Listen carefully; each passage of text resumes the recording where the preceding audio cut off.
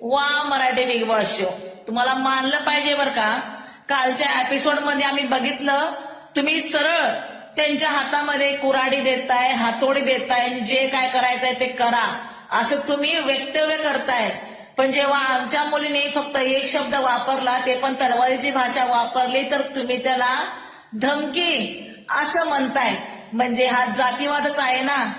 अरे बघायचं असेल ना तर हिंदी बिग बॉस शो बघा, हा खरं रिलेटिव्ह शो आहे.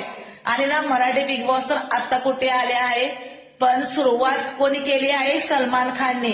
हिंदी बिग बॉस शो, आणि तोच शो चांगला आहे कारण की मराठी बिग बॉस मध्ये जातीवाद करत आहेत, हे दिसतंच आम्हाला पण.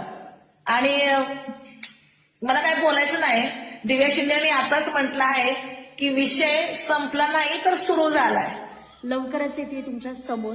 आता विषय संपला नाही, विषय सुरू झाला. जय भीम, जय